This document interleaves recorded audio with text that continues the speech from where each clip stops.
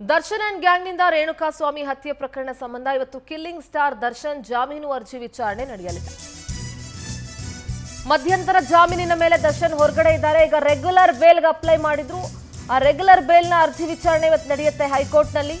ದರ್ಶನ್ ಸೇರಿ 6 ಜನರ ಜಾಮೀನು ಅರ್ಜಿ ವಿಚಾರಣೆ ನಡೆಯುತ್ತೆ. ದರ್ಶನ್ ಪರ ಸುದೀರ್ಘ ವಾದವನ್ನ ಹಿರಿಯ ವಕೀಲ ಸಿ.ವಿ. ನಾಗೇಶ್ ಮಂಡಿಸಿದ್ರು.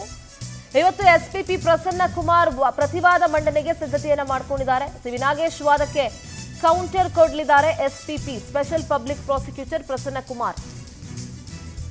ಹಾಗಾದ್ರೆ ಸಿ.ವಿ. ನಾಗೇಶ್ ಅವರು ಏನ್ ವಾದ ಮಾಡಿದ್ರು ಅನ್ನೋದನ್ನ ನಾವು ಗಮನಿಸೋದಾದ್ರೆ, ದರ್ಶನ್ ಪಾತ್ರ ಏನೂ ಇಲ್ಲ, ಪೊಲೀಸರು ಲೋಪ ಅಂತ ವಾದ ಮಾಡಿದ್ರು. ಕಿಡ್ನಾಪ್ ಕೇಸ್ ಹಾಕಲಾಗಿದೆ, ಯಾರು ಅಪಹರಣ ಮಾಡಿಲ್ಲ, ಚಿತ್ರದುರ್ಗದಿಂದ ಬರುವಾಗ ಮನೆಯವ್ರಿಗೆ ಹೇಳಿ ಬಂದಿದ್ದಾರೆ, ದಾರಿ ಮಧ್ಯೆ ಬಾರುವೊಂದರಲ್ಲಿ ಮದ್ಯ ಖರೀದಿ ಮಾಡಿದ್ದಾರೆ, ದರ್ಶನ್ ಪಾತ್ರವೇ ಇಲ್ಲ ಅಂತ ಸಿ.ವಿ. ನಾಗೇಶ್ ವಾದ ಮಾಡಿದ್ದಾರೆ. ಸಾಕ್ಷ್ಯಗಳ ಸೃಷ್ಟಿ, ಪೋಸ್ಟ್ ಮಾರ್ಟಮ್ ರಿಪೋರ್ಟ್ ಬಗ್ಗೆ ಶಂಕೆ ಇದೆ. 1 ತಿಂಗಳು ಬಳಿಕ ವರದಿ ಬಂದಿದ್ದು ಲೇಟ್ ಆಗಿ ಸಮಯ ಉಲ್ಲೇಖ ಮಾಡಿದ್ದಾರೆ. ಹೀಗಂತ ಸಾಕಷ್ಟು ಕುತೂಹಲಕಾರಿ ವಾದವನ್ನ ಸಿ.ವಿ. ನಾಗೇಶ್ ಮಂಡಿಸಿದ್ರು. ಇನ್ನು ಬಿಜಿಎಸ್ ಆಸ್ಪತ್ರೆಯಲ್ಲಿ ಚಿಕಿತ್ಸೆಯನ್ನ ಪಡ್ಕೊಳ್ತಾ ಇದ್ದಾರೆ ನಟ ದರ್ಶನ್.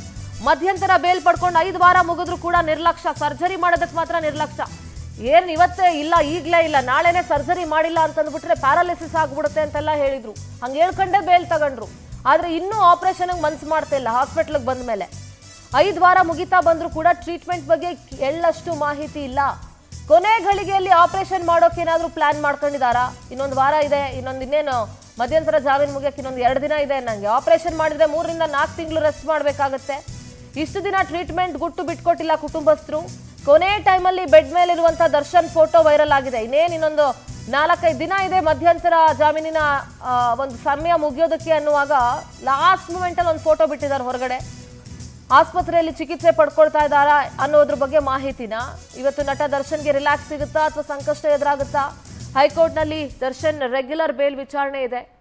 ನೋಡಿ ಎಷ್ಟು ಈ ಆಟಗಳು ಆಡ್ತಾರೆ ಅಂದರೆ, ಬಿಜಿಎಸ್ ಆಸ್ಪತ್ರೆಯಲ್ಲಿ ನೌಟಂಕಿ ಆಟ ಆಡ್ತಾ ಕಾಲಹರಣ ಮಾಡ್ತಾ 5 ವಾರದಿಂದ ಆಪರೇಷನ್ ಇಲ್ಲ, ಏನಿಲ್ಲ, ಈಗ ತೊಂದರೆ ಆಗಲ್ವಾ? ಏನು ಬೇಲ್ ಕೊಟ್ಟಿಲ್ಲ ಅಂತಂದ್ಬಿಟ್ರೆ, ಹೊರಗಡೆ ಇವತ್ತು ಆಪರೇಷನ್ ಮಾಡಿಸೇ ಇಲ್ಲ ಅಂತಂದ್ಬಿಟ್ರೆ ಏನೋ ಆಗೋಗ್ಬಿಡುತ್ತೆ ಅನ್ನೋ ಥರ ಬಿಂಬಿಸಿದ್ರಲ್ಲ.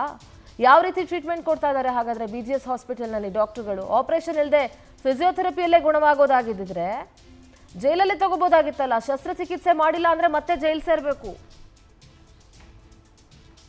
ಆಸ್ಪತ್ರೆ ಸೇರಿದ್ರು ಕೂಡ ಶಸ್ತ್ರಚಿಕಿತ್ಸೆ ನಿರ್ಧಾರ ಯಾಕೆ ಮಾಡಿಲ್ಲ?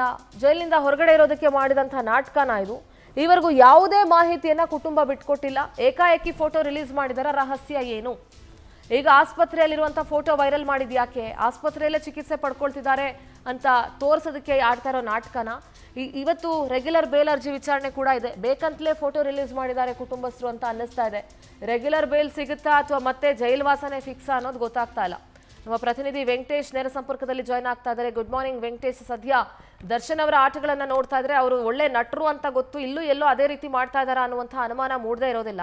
ಯಾಕಂದ್ರೆ ಇವತ್ತೇ ಸರ್ಜರಿ ಮಾಡಿಲ್ಲ ಅಂತ ಅಂದ್ಬಿಟ್ರೆ ಇನ್ನೇನೋ ಪ್ಯಾರಾಲಿಸಿಸ್ ಆಗ್ಬಿಡುತ್ತೆ, ಇನ್ನೇನೋ ಆಗ್ಬಿಡುತ್ತೆ ಅಂತ ಬಿಂಬಿಸಿ ಮಧ್ಯಂತರ ಜಾಮೀನು ತಗೊಂಡು ಇನ್ನೊಂದು ಜಾಮೀನು ಅರ್ಜಿ ಅವಧಿ ಮುಗಿಯೋದಕ್ಕೆ ಇನ್ನೊಂದು 4-5 ದಿವಸ ಇದೆ ಅನ್ನುವಾಗ ಒಂದು ಫೋಟೋ ರಿಲೀಸ್ ಮಾಡ್ತಾರೆ.